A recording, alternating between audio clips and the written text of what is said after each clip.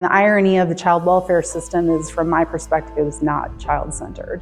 Braylon Yarrington, a Hoosier resident on the outskirts of Indianapolis, has been advocating for child welfare ever since her difficult experience fostering and adopting 2 children. But her story is just one of many that shed light on the shortcomings in Indiana's child welfare system.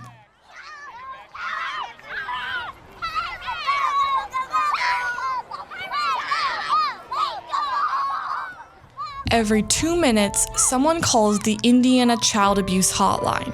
90% of reports end after an assessment.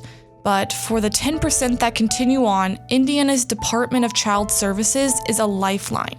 Former DCS employee Mariah Coons describes her experience working in these high-stakes situations. There's been multiple times where if we had not pulled kids out of a situation, they would be dead.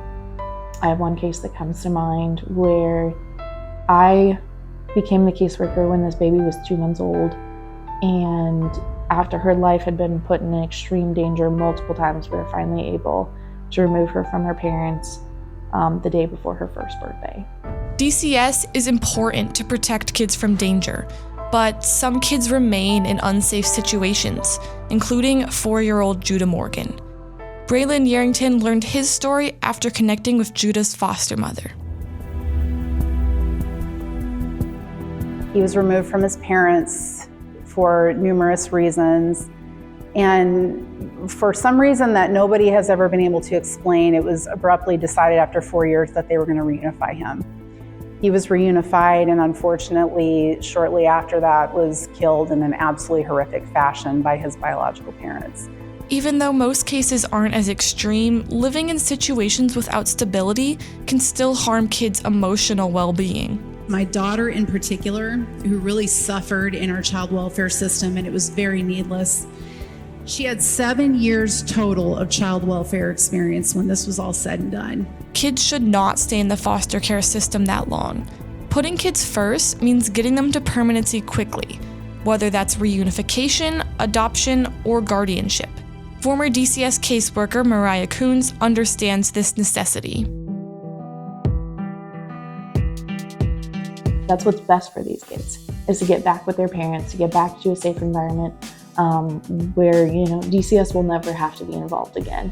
Over in the state capitol, Representative Julie McGuire works on writing House Bill 1369 to achieve this goal.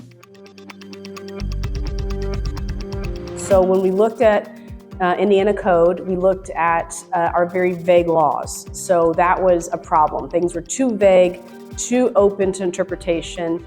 So we didn't have parental rights terminated, and we didn't have permanency happening in a timely manner. House Bill 1369 hoped to solve this by giving specific examples of reasons to terminate parental rights and reminding courts of their #1 priority. When the state intervenes, the best interest of the child's safety is the #1 concern. While many improvements have been made, there is still much work to be done to ensure safety and permanency for Hoosier children. Indiana is one of the few states in the country that does not have any sort of right to counsel for any group of children in foster care. Working for DCS was hard, but it was also so rewarding. But what made me get to a point where I couldn't do it anymore was the management. Making sure we have the right leaders in place is very important because that really sets the tone and the culture of our Department of Child Services. Thankfully, Indiana Department of Child Services Director Eric Miller has consistently been open to working with others involved in the child welfare system, testifying at a legislative committee meeting last October. We know that we can and must continue our efforts to reduce the time to permanency for children in foster care. Although we've made progress over the past year, it's important that the partnership between the courts, DCS, and policymakers continues. Those policymakers include Representative McGuire. We worked together on the bill that I did last year.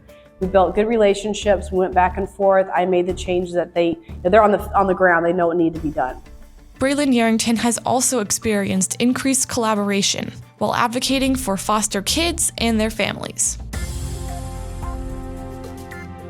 we have an absolutely amazing legislature here in the state of Indiana. I have had so much support and the willingness of the senators and House representatives to speak with us and our families and listen and actually act and do something. This budding partnership between DCS, the legislature, and Hoosier families must continue. With all of us working together, we could put kids first every single time. Reporting for the Point 91 FM, I'm Leah Steup.